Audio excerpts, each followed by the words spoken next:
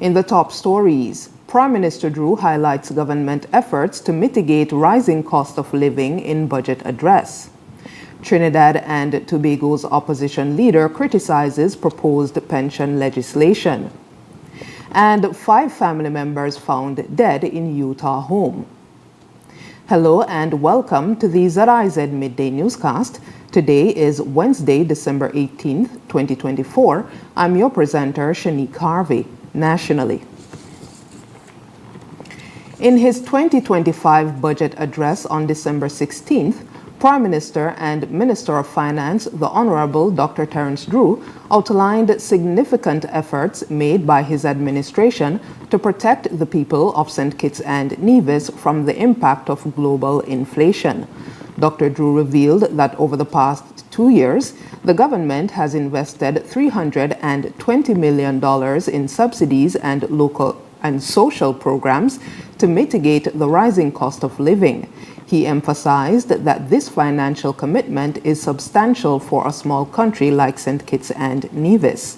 Key measures included absorbing electricity costs, with $63.5 million spent to support the St. Kitts Electricity Company and $8.6 million allocated for fuel subsidies. Additionally, $12 million was used to prevent significant price increases in liquefied petroleum, or commonly known as cooking gas. The Prime Minister also highlighted ongoing investments in social safety net programs, such as the Livelihood Improvement for Family Transformation, or LIFT program, Skills Training Empowerment Program, or STEP, and the Elevate program. Dr. Drew also noted the continued financial support for COVID-19 relief measures to assist citizens through ongoing economic challenges. The Department of Youth Empowerment plans to expand its mental health awareness campaign in 2025, building on the success of Youth Month 2024. Youth Month was observed under the theme Mental Health Matters for Youth Development and Sustainability. During the 2025 budget debate on Tuesday, Minister of State for Youth Empowerment, Senator the Honorable Iseline Phillip, reflected on the month-long celebration and its focus on prioritizing mental health among young people. The minister expressed concern over the number of young people in St. Kitts and Nevis who are dealing with trauma, anger, and depression related to their life circumstances. She also noted that many young people are anxious about their future, independence, and financial security. But we can't forget, young people are not isolated. They also know what's happening. And they're also experiencing their own bouts of depression, their own bouts of anxiety, their own fears. They're also angry. They have their own trauma. And so they're going through their own things, Madam Speaker. I would say, luckily, we do have a number of young people who demonstrate great potential for leadership. And I want to take this opportunity, this time, to mention our remarkable teens who were awarded in November last year, right here in this honorable house. The minister presented troubling statistics from the Department of Probation and Child Protection Services, which reported 177 cases of child protection issues up to the third quarter of 2024. These cases include neglect, physical abuse, sexual assault, inappropriate touching, sexual harassment, unlawful carnal knowledge, and suicide ideation. We have children, traumatized children, become angry adolescents, Madam Speaker. Angry adolescents become delinquent juveniles.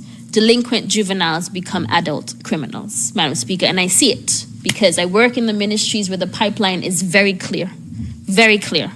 And so when we're talking about the need for us, especially the need for us as a government, as a people, to really come together in partnership to address the issue of violence and crime and these social problems that we're seeing bubbling up, and this delinquent juvenile behavior that we're seeing in our young people, it's all of us, because it really does take a village. This is not a government problem. This is all of us. This is us. This is a we problem.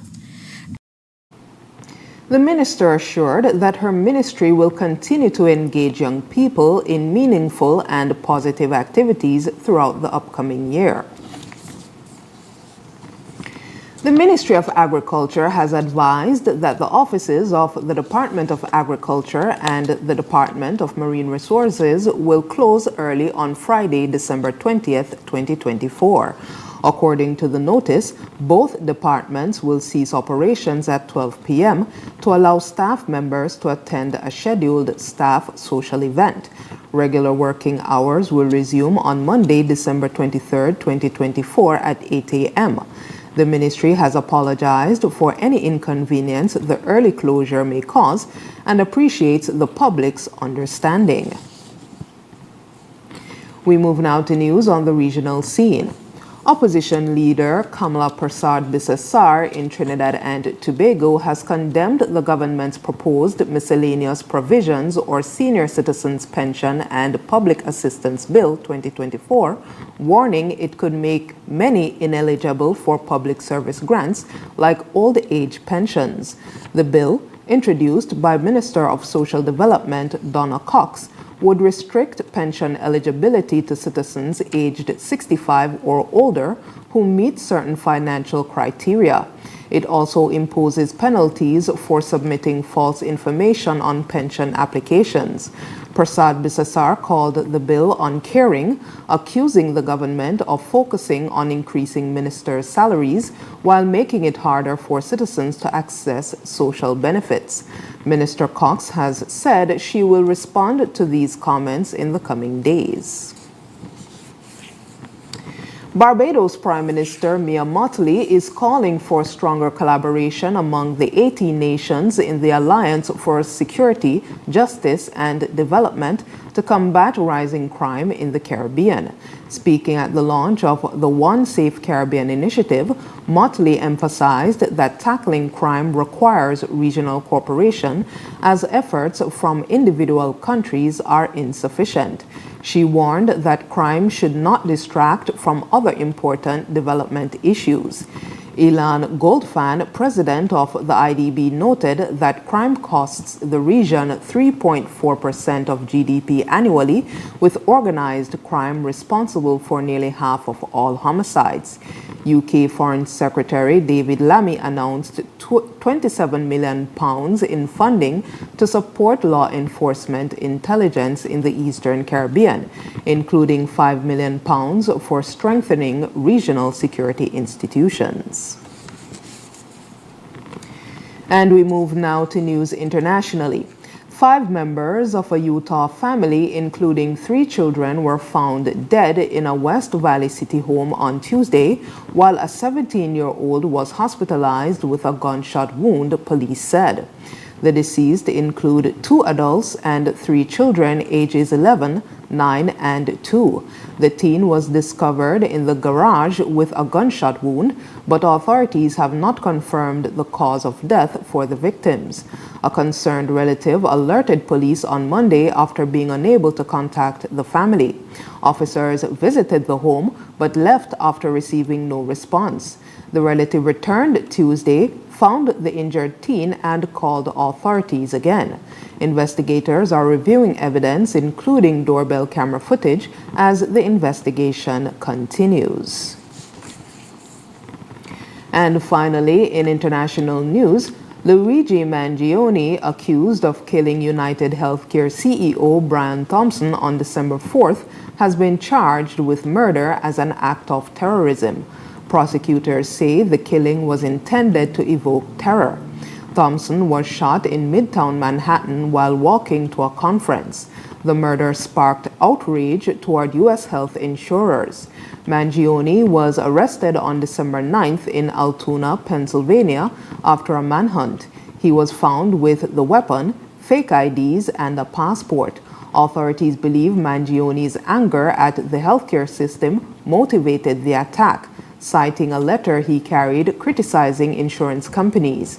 Mangione faces an extradition hearing in Pennsylvania on Thursday before being brought to New York for further proceedings. And now for the weather. Present weather is cloudy skies with light showers. Winds are east 12 to 22 miles per hour and gusting to 34 miles per hour. The temperature for today is 29 degrees Celsius or 84 degrees Fahrenheit. Seas are 1.5 to 2.4 meters or 5 to 8 feet in northerly swells. Small craft and high surf advisories are in effect. Weather forecast for today and tonight will be partly cloudy with 60% or moderate chance of passing showers.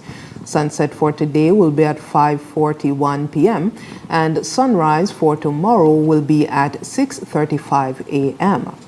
And that brings us to the end of the ZIZ Midday Newscast. Join us this evening for these stories and more in detail. Thank you for tuning in. I'm your presenter, Shanique Harvey.